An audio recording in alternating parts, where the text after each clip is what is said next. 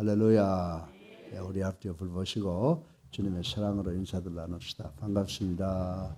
예, 원근각처에서 오늘 이 새벽 기도회를 위해서 또 우리 영상 예배를 위해서 이 자리에 나와주신 여러 성도님께 감사를 드리고 또 그리고 각 가정에서 예배를 드린 분들 또 우리 해외에 로스앤젤레스나 달라스나 버지니아나 시애틀 캐나다 그리고 멕시코 또 저 브라질까지 다 산재해 있는데 이분들이 어디에 계시든지 하나님의 은혜로 승리하고 복받는 모든 분 되시기를 주님의 이름으로 축원합니다.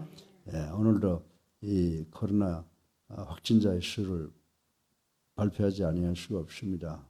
2025명으로 통계가 나와 있는데 이제 이렇게 자꾸 늘어나면 이제 새벽이 되면 더 캄캄하듯이 이제 곧 사라지는 역사가 올 줄로 믿습니다. 그런데 이것은 우리의 기도가 이루어져야 될 줄로 믿으시고 우리 모두가 기도해서 우리들이 가지고 있는 모든 문제를 해결하는 우리 옛사랑교회 성도님들 되시기를 주님의 이름으로 축원합니다. 예, 오늘도 이제 욥기에 대해서 생각을 해볼 텐데 그 욥기 7장 17절로 21절까지의 말씀을 보게 되면 욥이 주여 어찌하여라고 하는 이 불만 섞인 기도가 들어가 있는 것을 볼 수가 있습니다. 그런데 이제 이 나이가 되면요 제일 걱정하는 게 사람이에요. 기계 같은 거는 원래 플랜된 대로 이렇게 작동 계획한 거 버튼을 누르고 하면은 전기가 흘러 들어가면 그대로 움직이는데 사람은 럭비공 같아가지고 어디로 뛸지 몰라요. 그래서 우리가 이렇게 사람을 상대해서 사람을 가까운 데 두고 사람을 또 그 사용하려고 할 때에 제일 먼저 보는 게 뭐예요? 여러분들은 모르겠습니다만 저는 그분의 입을 보는데 정말 사람들 만나보면요. 좀 어렵고 힘든 일이 있어도 참고 괜찮습니다. 잘 돼가고 있습니다. 이렇게 하는 분들이 있는가 하면 반면에 그저 입만 열면 불평, 불만 그리고 거짓말하는 이런 사람들을 옆에 둬서는 절대로 안 된다라고 하는 것입니다. 제가 이제 이 나이가 되니까 느끼는 거예요. 그저 사람이라고 하면 다 사랑하고 도와야 된다라고 하는 그런 철학을 가지고 살아왔기 때문에 주변에 많은 사람들과 상대를 했지만은 우리 예수님께서 그 문둥병 10명을 고쳐주셨는데 한 사람이 돌아와서 고맙다고 인사할 때 예수님께서 나머지 9은 어디에 있느냐 이렇게 물으셨다고 할 때 예수님이 아마도 섭섭하셔서 그러셨을 것이다라고 생각을 하는데 이 나이가 되고 보니까 사람을 접촉하는 것이 또 사람을 옆에 두는 것이 가장 어려운 것이다 라고 하는 것을 생각을 해보게 됩니다. 그래서 우리가 오늘 이 본문에 보게 되면요. 이 본문에는 우리가 의인을 이야기하고 있는 거예요. 의인의 삶을 우리가 조명해 보고 있는 건데 본문은 이루 말할 수 없는 고통 가운데서 요인 그 의인 욥이 불평하는 소리를 우리는 들어볼 수가 있습니다. 고통 가운데서도 욥이 마치 어린 아이가 아버지께 투정을 부리듯이 원망과 탄식을 늘어놓는 내용이 기록되어 있는 것을 우리는 볼 수가 있습니다. 여러분 욥이 누굽니까? 당대의 의인 욥이 이 정도 상태라고 하면 어쩌면 그러한 불평조 탄식은 이 세상에 살고 있는 누구에게도 다 해당되는 말씀이다라고 생각을 할 수가 있는 것입니다. 요즘처럼 문제와 문제 또 전쟁, 아프가니스탄 같은 데 보세요. 전쟁 그리고 개인들끼리의 다툼, 경쟁 이런 것들이 뒤엉킨 세상살이를 하다 보면은 아무리 우리가 신실한 성도라 할지라도 적어도 한 번쯤은 욥과 같은 한탄과 원망이 있을 것이다 라고 생각을 해 볼 수가 있는 것입니다. 여기서 욥은 연속되는 질문 형식으로서 평소 최선을 다해 섬겨왔던 하나님께 대한 원망죄의 불평을 발설하고 하고 있습니다. 그리고 우리는 이 물음들을 믿음의 입장에서 믿는 사람의 입장으로서 신앙인의 입장으로서 좀 조명을 해봄으로써 새로운 영적 각성의 계기로 삼아야 되겠다라고 하는 생각을 가져보았습니다. 의인 욥이 이렇게 하나님에 대해서 불평적 의문을 하고 있는 것, 질문을 하고 있는 것, 그것을 21세기를 살아가는 우리들의 삶에 한번 적용을 해보자라고 하는 것입니다. 그래서 오늘 이 본문의 말씀을 보면서 욥의 그 불평적 질문을 생각을 해보니까 세 가지로 나타나더라고요. 그래서 욥의 그 어려운 환경을 감내하다가 그 불평하는 그 첫 번째 질문이 뭐냐? 그 질문이 뭐냐 하면 세 개가 다 질문은 같아요. 주께서 어찌하여 라고 불평을 하게 되는데, 이 원망적 불평을 생각해 보니까 욥이 자기가 당하는 고통을 생각해 보면서 우리 인생의 가치가 무엇입니까? 라고 하는 거예요. 지금 내가 과거에는 잘 살았는데 지금 내가 이런 고통을 당하니까 나는 아무 가치 없는 그런 인간인 것 같습니다. 라고 하는 불평조로 자기 인생의 가치관에 관한 그 질문을 하나님께 던지고 있는 것을 볼 수가 있습니다. 하나님, 차라리 나를 데려가시죠. 라고 하는 그런 불평 섞인 질문입니다. 그런데 17절에 보게 되면요, 욥은 뭐라고 말하고 있습니까? 사람이 무엇이간데 주께서 크게 여기사. 그러니까 욥은 여기에서 불평을 하면서도 뭘 느끼고 있어요? 하나님께서 자기를 축복 주셔서 세상의 복이라고 하면 복은 다 느꼈다라고 하는 것이에요. 물질의 복, 자식의 복, 건강의 복, 부인의 복, 그 다음에 친구들의 복, 이런 것을 다 느낀 것을 생각하고 있었다라고 하는 것을 우리는 추측해 볼 수가 있는 것입니다. 사랑하는 성도 여러분, 요즘 어떻습니까? 여러분들 요즘에 텔레비전의 뉴스를 들어보거나 신문에 보게 되면 텔레비전 뉴스나 신문지상에는 거의 하루도 빠짐없이 정치, 경제, 사회, 교육, 윤리적으로 크고 작은 범죄 사건들이 나타나고 있는 것을 우리는 볼 수가 있습니다. 그리고 지금 매일 우리가 중계방송을 하듯이 하는 것이 뭐냐면 코로나19에 대한 상황이라고 하는 것을 우리는 잘 알고 있습니다. 비단 이처럼 냉혹한 사회 현실을 보지 않더라도 자신의 내면의 세계를 뜯어보면 역겹고 냄새나는 부분이 한둘이 아니라고 하겠습니다. 지금 제가 이렇게 인간의 그 단점에 대해서 이야기하지만 사실 내 자신을 돌이켜보면 내 자신은 그보다 더한 역겹고 냄새나는 부분이 한둘이 아니다라고 하는 것을 고백하지 아니할 수가 없습니다. 사랑하는 성도 여러분, 그래서 우리는 과연 인생이 만물의 영장이라 할 만한 존재인가라고 하는 것에 대해서 의문을 갖지 않을 수가 없다라고 하는 것입니다. 그리고 혹은 나는 정말 이 인생을 살 가치가 있는 것인가 라고 하는 식의 이 근본적 회의에 직면하는 경우도 많이 있다라고 하는 것을 스스로 고백을 하지 아니할 수가 없습니다.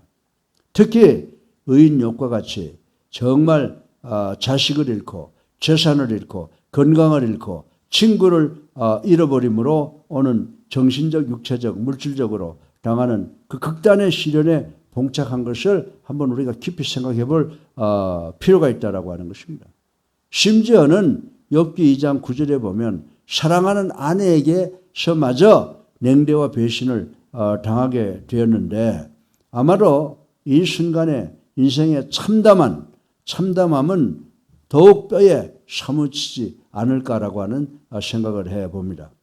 여러분들 창세기 1장 27절을 보세요. 하나님이 자기의 형상대로, 곧 하나님의 형상대로 남자와 여자를 지으셨다, 이렇게 말씀을 하시고 있습니다.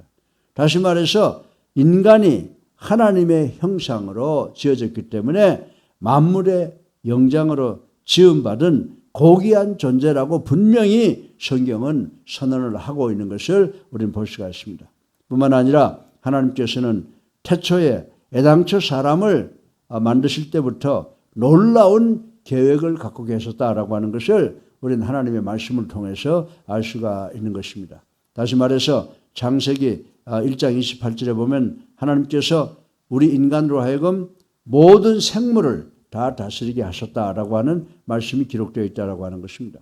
하나님께서는 여러분과 나를 포함한 우리 인간들로 하여금 세상 만물을 다스리며 영원한 생명을 얻도록 영원토록 하나님을 섬기도록 하는 엄청난 계획을 가지고 계셨다라고 하는 것을 우리는 창세기 1장 28절을 통해서 볼 수가 있는 것입니다.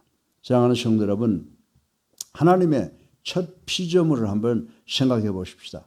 하나님의 첫 피조물인 첫사람 아담과 하와가 하나님의 말씀에 불순종하는 것으로 타락했지 않습니까? 이 타락으로 인간은 저주를 받았고 죄악과 허물에 늪에서 허덕이게 되었지만은 애당초 지녔던 하나님의 계획은 변하지 않았다라고 하는 거예요.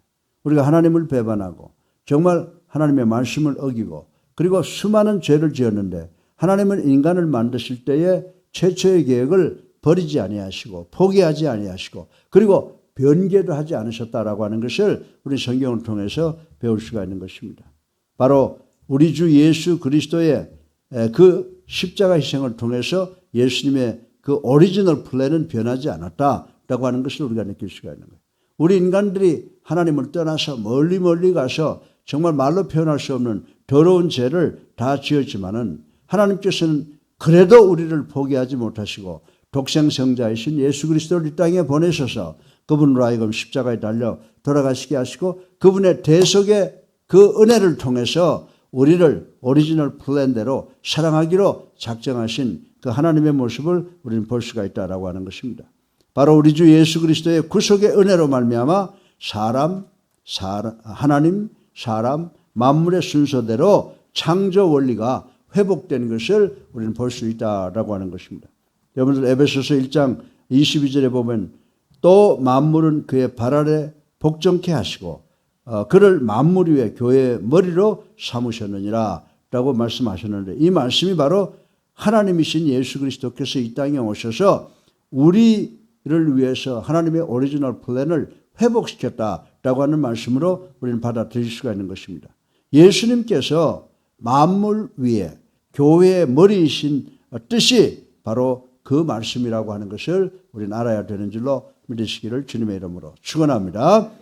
그래서 히브리서 기자는 사람이 무엇이간데 주께서 저를 생각하시며 만물을 그 발 아래 복종하게 하셨나이까 라고 하는 이 말씀이 바로 하나님이 우리를 처음 창조하셨을 때 그 사랑을 변치 않고 계시다라고 하는 것을 우리는 이 말씀을 통해서 알 수가 있게 되는 것입니다. 따라서 우리가 좀 어려운 일이 있다고 하더라도 불평불만보다는 오히려 하나님이 나에게 주신 그 큰 사랑을 생각해보고 하나님이 원하는 그런 인생들이 되어가기 위해서 노력하는 우리가 되기를 주님의 이름으로 축원합니다. 욥의 주께서 어찌하여라는 이 절규 첫 번째는 뭐냐? 욥은 인생의 가치관을 생각하고 이런 질문을 던졌다라고 하는 것을 생각해 볼 수가 있습니다. 두 번째로 욥의 이 주께서 어찌하여라고 하는 이 원망 어린 질문의 의미는 하나님의 시험에 관한 질문입니다. 오늘 본문을 보게 되면 욥은요 자기가 당하는 어려움 이것을 뭘로 봤어요? 하나님이 주시는 시험으로 봤다는 겁니다. 그래서 18절에 보게 되면 욥은 하나님께서 분초마다 나를 시험하신다 라고 이렇게 불평을 토로하는 것을 볼 수가 있습니다.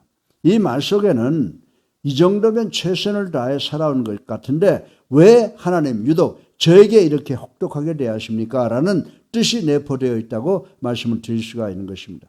여러분들 야고보서 1장 14절에 보면요. 오직 사람이 시험받는 것은 하나님의 뜻이라고 그러지 않았어요.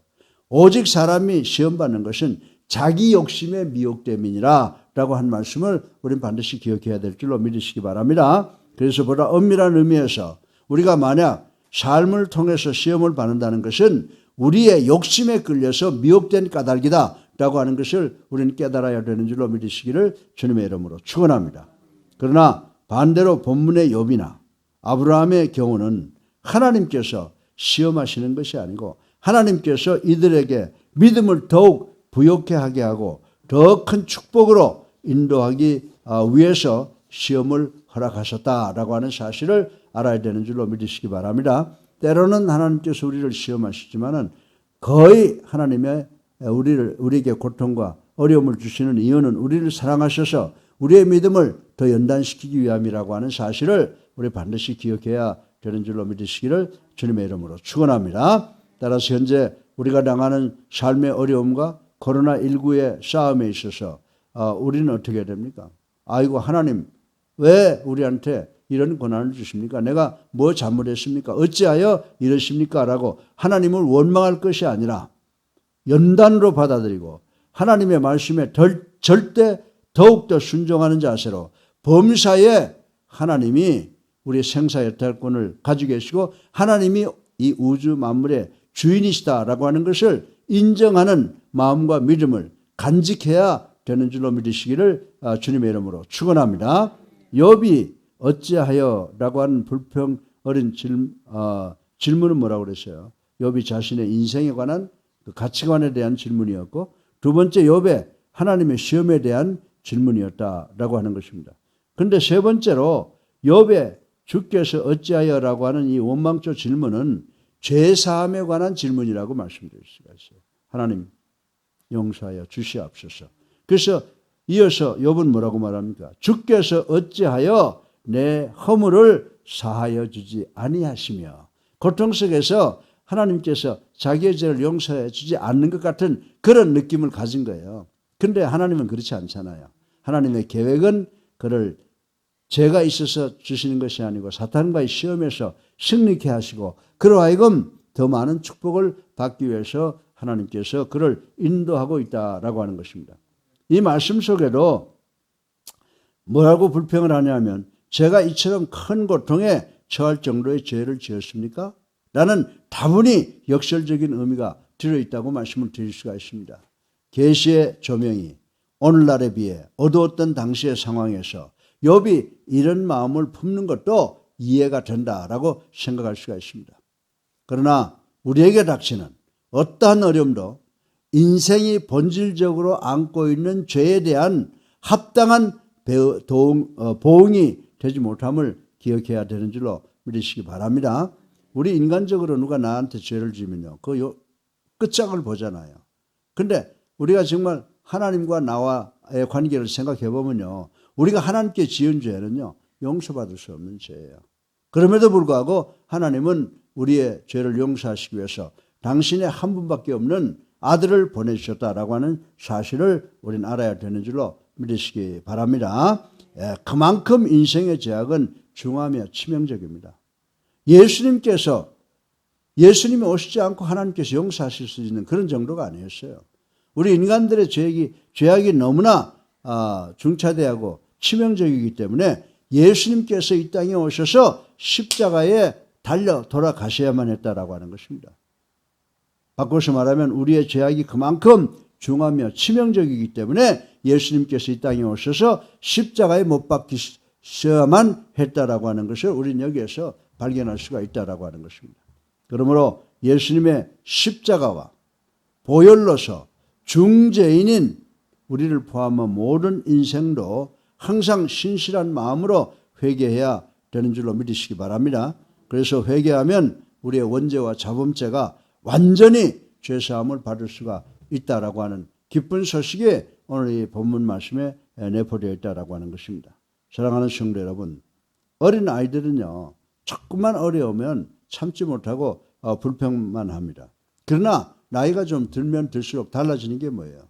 어릴 때 불평하던 그 입술에서 참을 수 있는 능력이 터져나오게 되고, 그리고 이 남을 이해하고, 그리고 나에게 닥쳐오는 그 어려움을 속으로 다 새기며 오히려 하나님께 영광으로 승화시킬 수 있는 능력이 생겨나게 된다라고 하는 것입니다.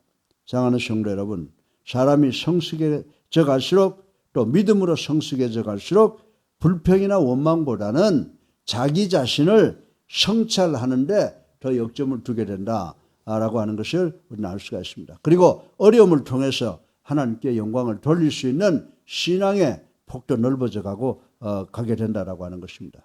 사랑하는 성도 여러분, 한때 우리 사회에 만연했던 불신풍조의 책임전가 풍조를 타파하기 위해서 천주교에서 사제단들이 한 것입니다만은 이런 거 있잖아요. 내 탓이로소이다.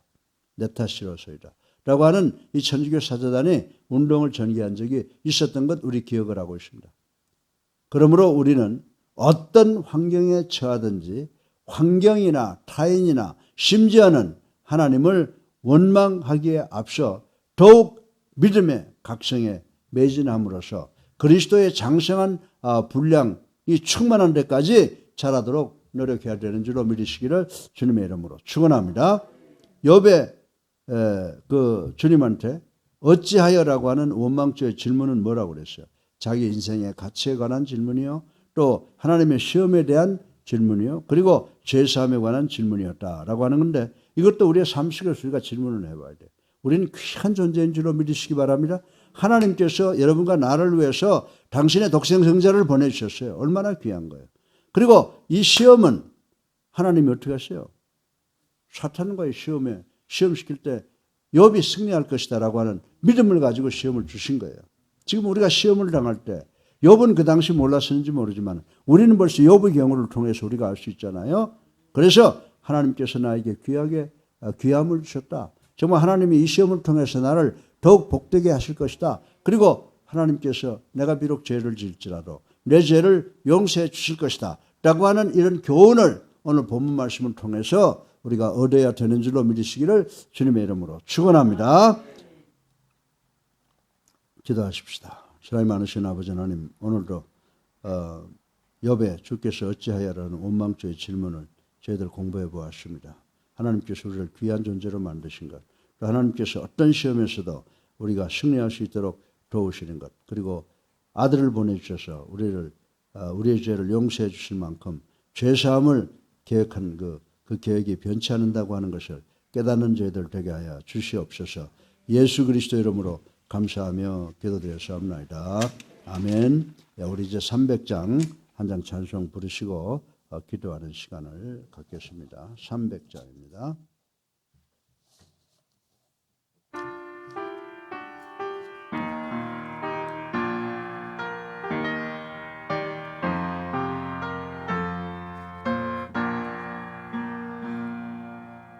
내 맘이 낙심되며 근심에 눌릴 때 주께서 내게 오셔 위로해 주시네. 가는 길 캄캄하고 괴로움 많으나 주께서 함께하며 내 짐을 지시네. 그네가 내게 족하네. 그네가 족하네. 이 괴로운 세상 지날 때 그네가 족하네. 희망이 사라지고 친구 날 버릴 때 은혜에 속삭이며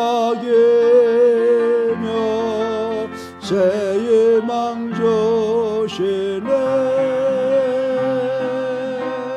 싸움이 맹렬하여 두려워떨 때에 승리의 왕이 되신 저음성 들리네. 그네가 내게 족하네. 그네가 족하네. 이 괴로운 세상 지날 때 그네가 족하네. 원민이 가득 차고 눈물이 흐를 때 주 나의 곁에 오셔 위로 주시네. 환난이 닥쳐와서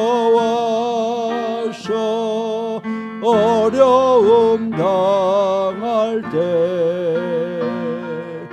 주님의 능력 입어 원수를 이기네.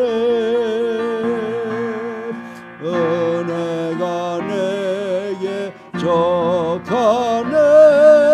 그 은혜가 족하네. 이 괴로운 세상 지날 때 그 은혜가 족하네.